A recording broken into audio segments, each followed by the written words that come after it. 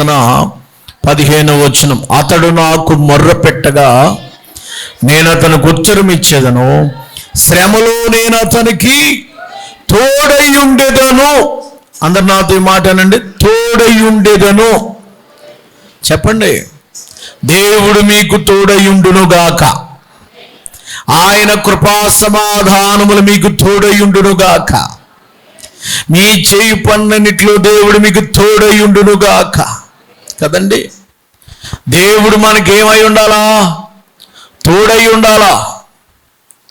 ఆయన తోడు మనకు ఉండాలి. మనుషులు తోడు కాదు, అవ్వ తోడు కాదు, అమ్మ తోడు కాదు, ఏమండి బాబు తోడు, ఈ తోళ్ళు కాదు. మనకెవరు తోడు? వీళ్ళందరూ తోడు ఉంటే దేవుడు దూరం అయిపోతాడు. నువ్వు ఒక్కరినాడనే చేసావు, నాకు ఎవ్వరు తోడు లేడు అన్న వాళ్ళకి దేవుడు తోడై ఉంటాడు. దేవునికి స్తోత్రం. నాకెవ్వరు లేరు అనుకోకండి, ఎవరు లేని వాళ్ళకే దేవుడు తోడై ఉంటాడు. దేవునికి స్తోత్రం. ఒంటరిగా ఉన్న వారికి తోడై ఉండే దేవుడు, ఎవరూ లేని వారికి తోడై ఉండే దేవుడు. నాకు వాళ్ళు ఉన్నారు, నాకు వీళ్ళు ఉన్నారు, నాకు బలం ఉంది, నాకు ధనం ఉంది, నాకు డబ్బు ఉంది, నాకేమీ అక్కర్లేదు అనుకున్న వాళ్ళకి నేను నీకు అక్కర్లేదు కావాలని దూరంగా ఉంటాడు ఆయన. నువ్వు అందరినీ చూసుకున్నావు, దేవుడు వదిలిపెట్టేసి, కాబట్టి దేవుడు తోడు ఉండదు నీకు. ఎవరూ లేనప్పుడు మనం ఎవరు తోడు అడుగుతాం? నాకు ఎవరు తోడై ఉన్నారు? చెప్పట్లేదు, కింద మాట్లాడాలా. ఆమెనో హల్లెలూయా స్తోత్రమో తోడై ఉంటామో ఏదో మాట పలకండి. బొత్తిగల మోగ బొమ్మల్లాగా విగ్రహ ప్రతిష్టలా కూర్చోకండి. దేవునికి స్తోత్రం. దేవుడు మీకు తోడై ఉన్నాడు కదండి. మనకి ఎవరు తోడై ఉన్నారు? ఎవరున్నా లేకపోయినా మనకి ఎవరై ఉండాలి? దేవుడు మనకి తోడై ఉండాలి. ఎప్పుడండి?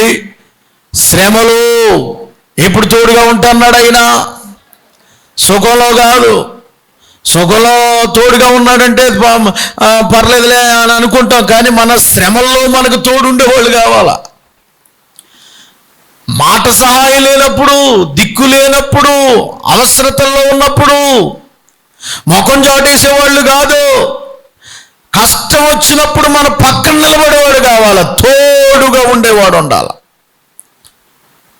ఈ లోకంలో మనుషులు బాగుంటే మనతో చుట్టూ ఈగల్లాగా బెల్లం చుట్టూ ఈగల మూగల, ఈగల సీమల ఏదోటి రెండు మూగుతాయి. సీమలో ఈగలు మూగుతాయి, మూసురుతాయి, ఏదో చేస్తాయి. కానీ ఏమీ లేనప్పుడు ఎవరు తోడు ఉండరండి మనకి. ఎవరు తోడు ఉండాలి నీకు? మనుషుల తోడు కంటే దేవుని తోడు నిన్ను ఉన్నతమైన స్థాయికి తీసుకొస్తుంది. ప్రియులారా, శ్రమలున్నాయి చాలామందికి. శ్రమల గుండా ప్రయాణం చేస్తున్నారు. ఎవరిని అడిగినా శ్రమలే. అయ్యో శ్రమలండి. శ్రమలున్న వాళ్ళకే దేవుడు తోడుగా ఉంటాడు, వాళ్ళకే దేవుని తోడు అవసరం. ఆపత్కాలమందు ఆయన నమ్ముకొనుదన సహాయకుడు, ఆయన మనకి తోడై ఉండేవాడు. ప్రియులారా, దేవుని యొక్క తోడు కోసం మనం అడగాలి. దేవుని యొక్క తోడు మనకు ఉండాలి. అది లేకపోతే ఎంతమంది ఉన్నా దేవుడు తోడై ఉండకపోతే మనం బ్రతకలేమండి. అడుగు బయటికి వెళ్తున్నామంటే దేవుడు తోడు ఉండాలి మనకి. ఆయన మనతో తోడై ఉండవేంటి అంటే ఆయన మనతో ఉండాలి, మనకు సహాయం చేయాలి. దేవుడు ఎవరికి తోడై ఉంటాడో వారు వర్ధిల్లుదురు. దేవునికి స్తోత్రం కలిగి. దేవుడు అతనికి తోడై ఉండుట వలన అతడు వర్ధిల్లుచుండేను కదండి. దేవుడు ఎవరికి తోడై ఉంటాడు? ఈవేళ నా ప్రసంగం. దేవుని తోడు కావాలా? దేవుడు తోడు నాకుండాలా? దేవుని తోడుంటే చాలు. ఆయన తోడై ఉంటే ఏదైనా చేసేద్దాం, ఇంకా అసాధ్యం ఉండదు. ఆయన తోడై ఉంటే, ఆయన తోడై ఉంటే ఉద్యోగం వచ్చేస్తుంది. ఆయన తోడై ఉంటే వివాహం జరిగిపోద్ది. ఆయన తోడై ఉంటే అప్పులు తీరిపోతాయి. ఆయన తోడై ఉంటే పరిశుద్ధాత్మతో నింపబడతాం. ఆయన తోడై ఉంటే సేవ అద్భుతంగా చేయొచ్చు. ఆయన తోడై ఉంటే స్వస్థత కార్యములు జరుగుతాయి. ఆయన తోడై ఉంటే ఇల్లు కట్టొచ్చు, ఏదైనా చేయొచ్చు. దేవుడు సహాయం లేకుండా, దేవుని తోడు లేకుండా ఒక అడుగు ముందుకెళ్ళాం. అందుకని దేవుని తోడు మనందరికీ అవసరం. బాబు, దేవుని తోడు లేకపోతే ఇల్లుళ్ళు వెనక్కి తిరిగి రారు. క్షేమంగా వెళదాం అనుకుంటారు. దేవుని తోడై ఉండాలి కదండి. దేవుని తోడు లేకపోతే నీ రాకపోకల యందు నిన్ను కాపాడువాడు యెహోవాయే. ఇది మొదలుకొని ఆయన నీకు తోడై ఉంటాడు. నీ ప్రాణాన్ని కాపాడువాడు యెహోవాయే. దేవుని యొక్క ఆ సన్నిధి, ఆ తోడు మనతో ఉన్నప్పుడు దేవుని యొక్క ఆశీర్వాదాలు మనం ఎన్నెన్నో చూడగలుగుతాం. విమానం మీద వెళ్ళారు, 242 మంది వెళ్ళారు. 242 మంది ఎక్కారు విమానం. 241 మంది చచ్చిపోయారు, ఒక్కడే బతికాడు. నౌకలు ఉన్నాయి ఆడికి మాత్రం. అది విచిత్రంగా ఉంది. మిగిలిన మనం ఆయన తోడు లేకపోతే మన జీవితంలో ఏది కూడా ఎదరికెళ్దండి. కాబట్టి ఈ రాత్రి సమయంలో, ఈ ఉదయకాల సమయంలో మనము దేవుణ్ణి అడగవలసింది ఏంటంటే, నీవు నాకు తోడయుండు దేవా, నీ కృప నాకు తోడుగా ఉంచు. ప్రతి కొత్త నిబంధనలో ప్రతి చాప్టర్ వెనకాల కూడా ఏమంటుంది చూడండి. ప్రతి చాప్టర్ వెనకాల కూడా నేను సదాకాలం, మత్తయి సువార్త 6వ అధ్యాయంలో ఏముందండి? మత్తయి సువార్త 6వ అధ్యాయంలో సదాకాలము నేను మీతో కూడా ఉన్నాను, తోడై ఉన్నాను, దేవునికి స్తోత్రం. మత్తయి సువార్త 28 వచనంలో సదాకాలం నేను మీతో కూడా ఉన్నాను, దేవుడు మనకి తోడై ఉన్నాడు. మార్కు సువార్త 16వ అధ్యాయం 20వ వచనములో వారు బయలుపరిచి తీరిన వాక్యం ప్రకటించి ప్రభువు వారికి సహకారయుండు వల్ల అనేక సూచక్రియలు జరుగుతూ వాక్యము ఆయన తోడై ఉన్నాడు. వారికి సహకారం అంటే తోడై ఉండడమే కదా. ఆయన వారికి తోడై ఉండడం వల్ల ఎంత గొప్ప అద్భుతమైన కార్యాలు జరిగాయి. ప్రతి అధ్యాయం వెనకాల దేవుడు వారికి తోడై ఉంటా వచ్చాడు. వారికి సమాధానము, షాలోం అని చెప్పాడు. వారిని ఆశీర్వదించి మీరు శక్తి పొందే వరకు యెరూషలేములో ఉండమని. ఇలాగ ప్రతి భాగంలో కూడా దేవుడు వారికి తోడై ఉంటా వచ్చాడు. తోడై ఉన్నాడు, తోడై ఉన్నాడు అనే మాట పత్రికల్లో కూడా మనం చూస్తామండి. పత్రికల్లో చూడండి, పౌలు గారి యొక్క లెటర్స్ అన్నీ కూడా అలాగే ఉంటాయి. ఏంటి? రోమిలకు రాసిన పత్రిక 16వ అధ్యాయం 24, మన ప్రభువైన యేసుక్రీస్తు వారి కృప, అందరూ అనాలి, నేను అనే మాట, తోడయుండునుగాక. 20వ వచనంలో మన ప్రభువైన యేసుక్రీస్తు వారి కృప మీకు తోడయుండునుగాక. ఇంకా కొరింథీయులకు రాసిన పత్రికలో ఆయన 23, 24 వచనములు, 16, 23 మొదటి కొరింథీ 158 తిరగేస్తూ ఉండాలి. 18 అధ్యాయం కదా, దూరం పరిగెడతాం ఏం లేదు. ప్రభువైన యేసుక్రీస్తు వారి కృప మీకు క్రీస్తు యేసున ప్రేమ యందుండునుగాక. ప్రియులారా, ప్రతి అధ్యాయం వెనకాల కూడా ఆయన కృపను గురించి, ఆయన తోడు గురించి మాట్లాడుతూనే వచ్చాడు. మళ్ళా 2వ కొరింథీయులకు రాసిన పత్రిక 13వ అధ్యాయం 14 వచనం, మన ప్రభువైన యేసుక్రీస్తు వారి కృపయు, దేవుని ప్రేమయు, పరిశుద్ధాత్మ సహవాసము మీకందరికి తోడయుండునుగాక. గలతీయులకు రాసిన పత్రిక 6:18, సహోదరుల మన ప్రభువైన యేసుక్రీస్తు వారి కృప మీ ఆత్మతో ఉండునుగాక.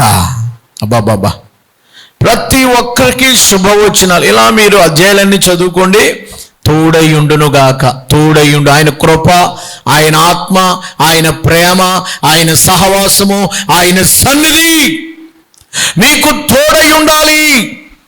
దేవుని కృప లేకపోతే, దేవుని తోడు లేకపోతే మనం ఎదరికెళ్ళాం. అందుకనే పౌలు గారు అన్ని పత్రికల్లో కూడా ఆయన మీకు తోడై ఉంటాడు. పడిపోకుండా ఉండాలంటే దేవుడు తోడై ఉండాలి. దేవుడు కృప, దేవుడు తోడుగా ఉంటేనే మనం పడిపోకుండా ఉండగలుగుతాం. ఆయన ఆత్మ తోడుగా ఉండంటేనే మనం రోజు పని దొరుకుద్ది. ఆయన తోడై ఉంటే ఇంట్లో ఏ లోటు ఉండదు. ఆయన మనకు తోడై ఉండునుగాక. ఆయన కృప మనతో ఉండునుగాక. ఆయన ఆత్మ మనకు తోడై ఉండునుగాక. దేవుని ప్రేమ మనకి తోడుగా ఉండునుగాక. దేవుని ఆశీర్వాదాలు మనకి తోడుగా ఉండునుగాక. చప్పట్లు కొట్టి గట్టిగా దేవునికి స్తోత్రం చెప్పరే. ఎవరికి తోడై ఉంటాడు దేవుడు? నెంబర్ 1, దేవుడు ఎవరికి తోడై ఉంటాడు? ఇది గుర్తుపెట్టుకోండి. దేవుడు మీకు తోడై ఉండాలని ఎంతమంది కోరుకుంటున్నారు? దేవుడు ఎవరికి తోడై ఉంటాడంటే, పరిశుద్ధ గ్రంథంలో మీరు చూసినట్లయితే న్యాయాధిపతుల గ్రంథము 1వ అధ్యాయం 22వ వచనం. యోసేపు ఇంటి వారు బేతేలుకు వెళ్ళినప్పుడు యెహోవా వారికి తోడై ఉండేను. యోసేపు ఇంటి వారు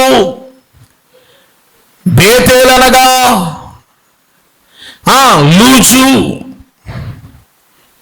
లూజు అనబడిన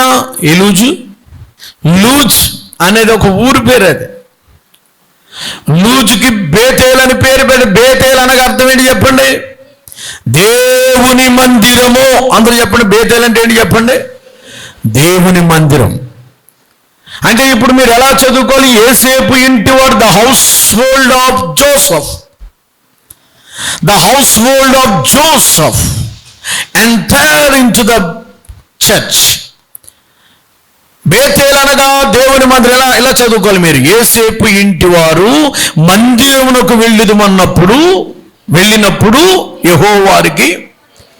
అమ్మా, యోసేపు ఇంటి వారికి, యోసేపుకి దేవుడు తోడై ఉండడానికి, యోసేపు ఇంటి వారికి తోడై ఉండగల ప్రధాన కారణం ఏంటంటే వాళ్ళు మందిరానికి వెళ్ళేవారట. దేవుడు నీకు తోడై ఉండాలంటే నువ్వు మొట్టమొదట మందిరమునకు రావలసిందే. దేవుడు నీకు తోడై ఉండాలంటే నీవును నీ ఇంటి వారును యెహోవానే సేవించదమని యెహోషువ చెప్పినట్లుగా నీవు నీ ఇంటి వారితో కూడా రావాలా. దేవుణ్ణి ఆరాధించడానికి దేవుని తోడు కావాలనుకుంటున్నావు, కానీ దేవుని దగ్గరికి రావు.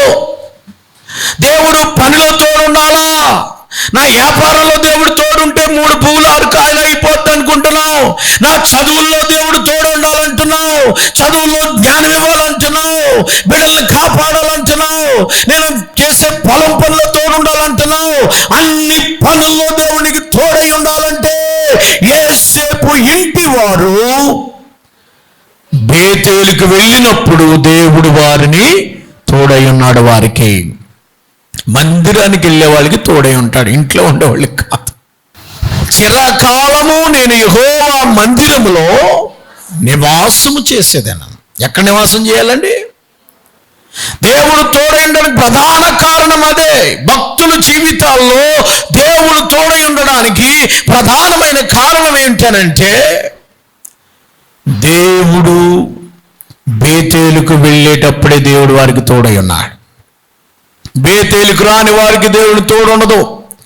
మందిరం రాని వారు దేవుని తోడు అనుకుంటారు, కానీ అది ఉండదు వాళ్ళకి. నువ్వు చెయ్యి ప్రయత్నాల్లో, నీ ఉద్యోగాలలో, నీ కుటుంబముతో సహా వెళ్ళాలి. చర్చికి ఎవరెవరు వెళ్ళారండి? అమ్మా, మందిరానికి ఎవరెవరు వెళ్ళాలి? చర్చికి ఎవరెవరు వెళ్తారండి? చెప్పండి నాకు.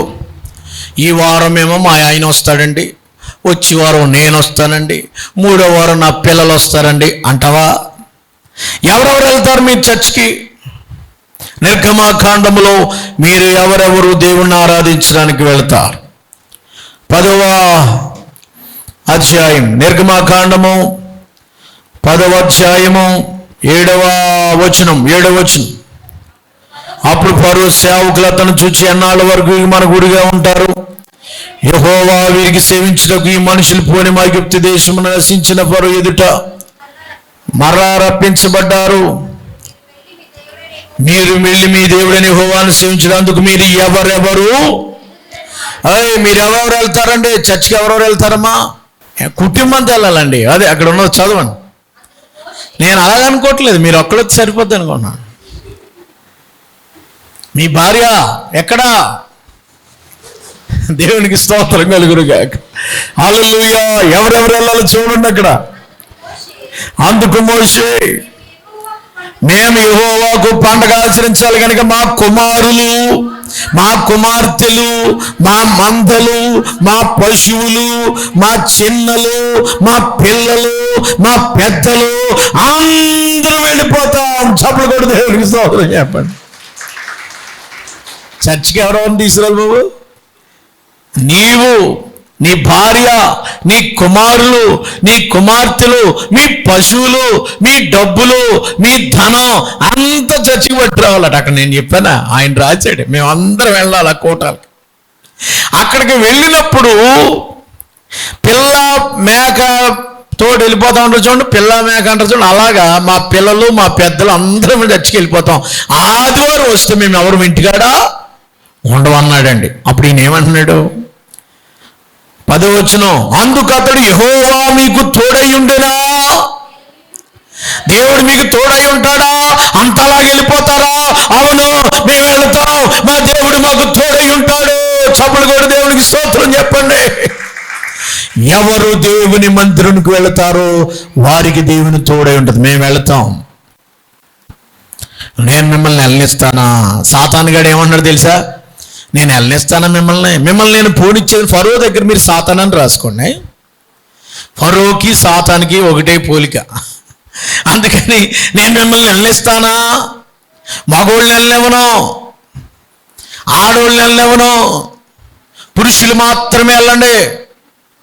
మగోళ్ళకేమో ఆదివారం పని, ఆడోళ్ళకేమో ఆదివారం ఇంకొకటి ఏదో పెట్టేస్తానంటున్నాడు. మేమైతే మా పిల్ల మేకలతో వెళ్ళి పంపితేనే వెళ్తాం. అంతవరకు నువ్వు చత్తో బొత్తో నీ ఇష్టం.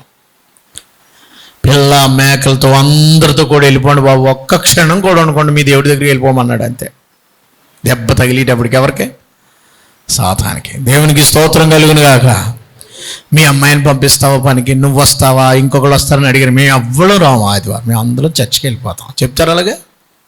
దేవునికి స్తోత్రం కలుగును గాక. ఆదివారం ఎవరైనా చుట్టాలు వస్తే మీ ఇంటికి, వాళ్ళని కూడా చర్చికి తీసుకొచ్చేయండి. ఇవాళ వచ్చావా? సరే మరి వచ్చే ఇవాళ వస్తే మరి మేము చర్చికి వెళ్ళిపోతాం. మా పాస్టర్ గారు ఊరుకోరు, ఇంటికి వచ్చేస్తాడు. అంచేత నువ్వు మీ చుట్టాలకు కూడా తీసుకొచ్చి గుళ్ళో పెట్టేసావు అనుకో, సపిత్తే మళ్ళీ ఆడు బతుకులు ఎప్పుడు ఆదివారం రాడు. ఇంకా దేవునికి స్తోత్రం. ఒకవేళ వస్తే నీ కూడా చర్చికి వచ్చేస్తాడు. అంతే. దేవునికి స్తోత్రం. ఎవరు 9 గంటలకు ముందు వచ్చినా సరే చర్చికి వెళ్ళిపోతాం మీరు కూడా, కాబట్టి టీ తాగి వచ్చి వెళ్ళిపోదాం అనండి. అంతే. అది ఇటు వెళ్ళిపోతాం నన్ను ఇట్లా, నేను వచ్చాక అంతే మరి నేను వెళ్ళిపోవాలా? మరి ఆదివారం వచ్చేవేంటి నువ్వు అని అంటావా? దేవునికి స్తోత్రం కలుగును గాక.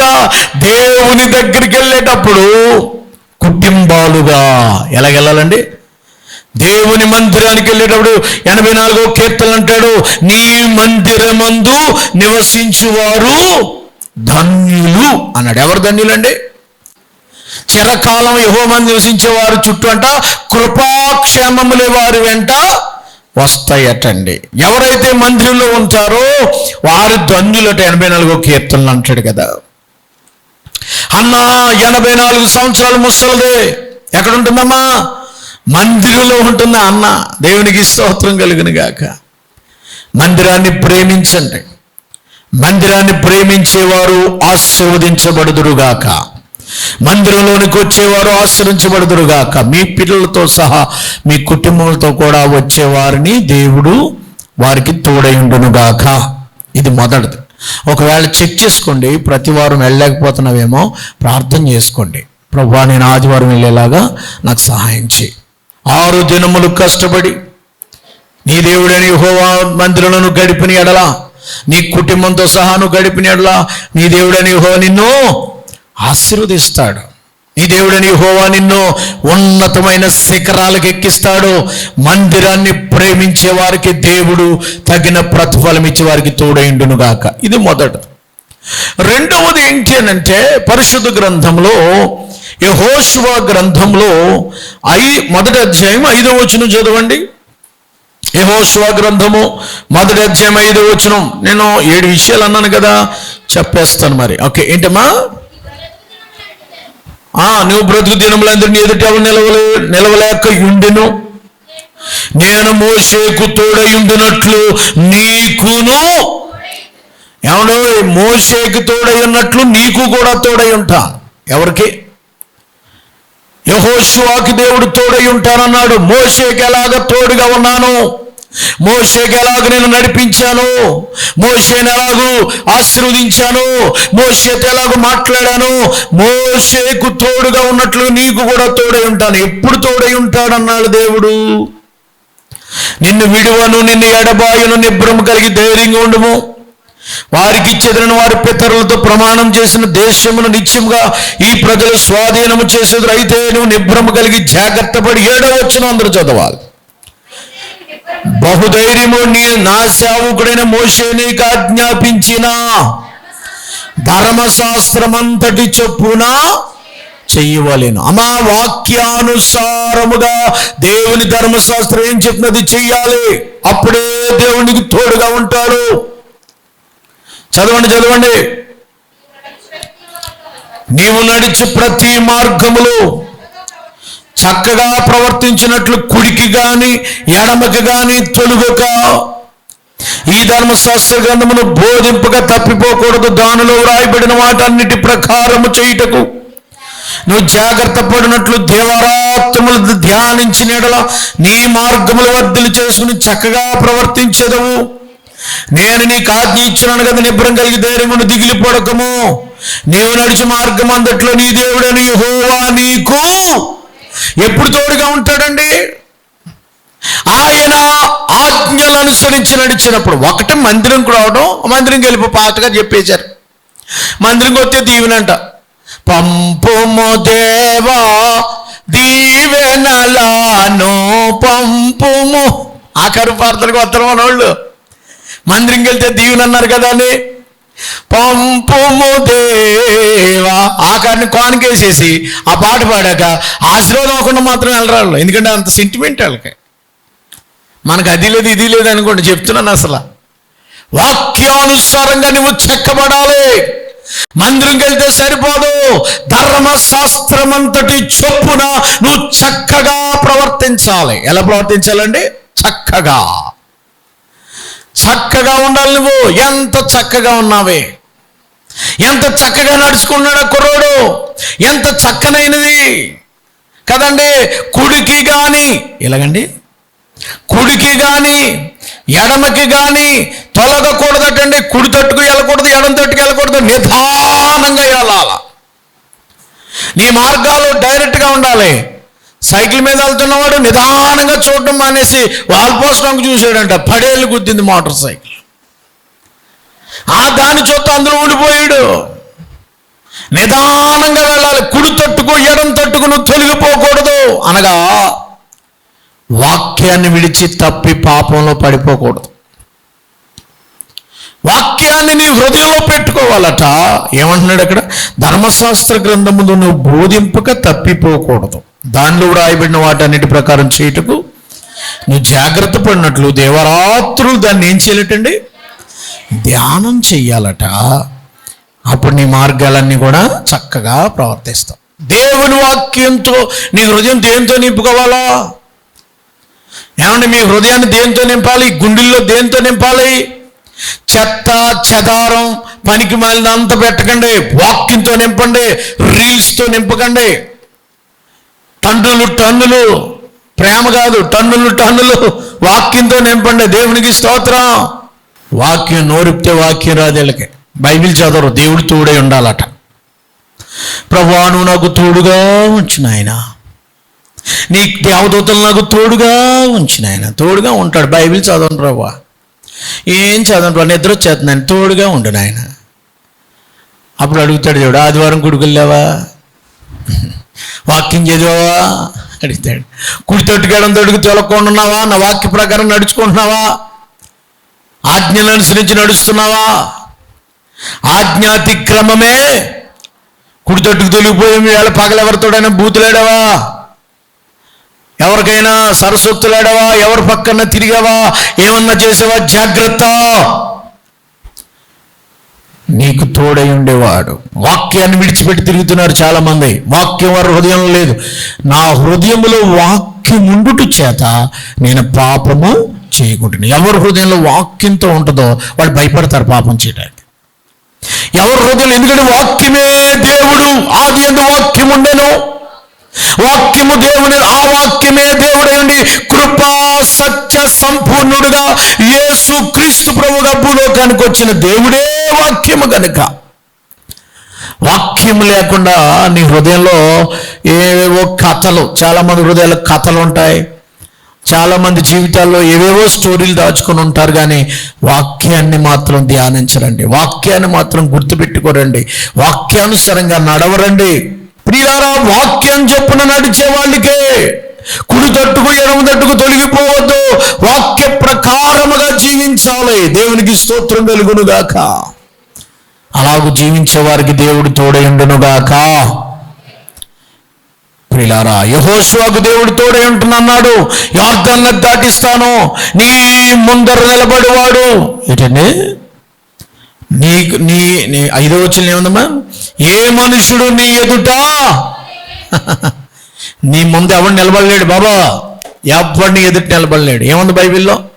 ప్రియులారా, ఇక్కడ మీరు చూసినట్లయితే నీ దినములు అన్నిట అయ్యా నీ ఎదుర్కొండ ఇంకొక నిలబడడానికి జడిసిపోవాలా.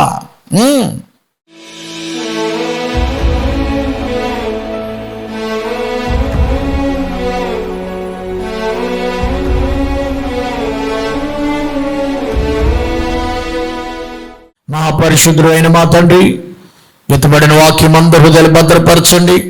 నీ తోడు కావాలి, శ్రమలోను మాకు తోడై ఉన్నావు. అవును తండ్రి, నీవు మాకు తోడైనందుకే వందనాలు. మీ సన్నిధి మాతో ఉంచండి, నీ ఆత్మ మాతో ఉంచండి. ఎవరైతే నీ తోడు కోసం తోడు లేక నీడ లేక ఇబ్బందుల్లో, కష్టాల్లో, ఇరుకులలో, దుఃఖములో కుమిలిపోతున్నారో వారందరికీ నీ తోడు అనుగ్రహించమని, నీ కృప, నీ ప్రేమ, నీ సమాధానం వారికి తోడుగా ఉంచమని యేసు నామములో అడుగుచున్నాము తండ్రి. ఆమేన్.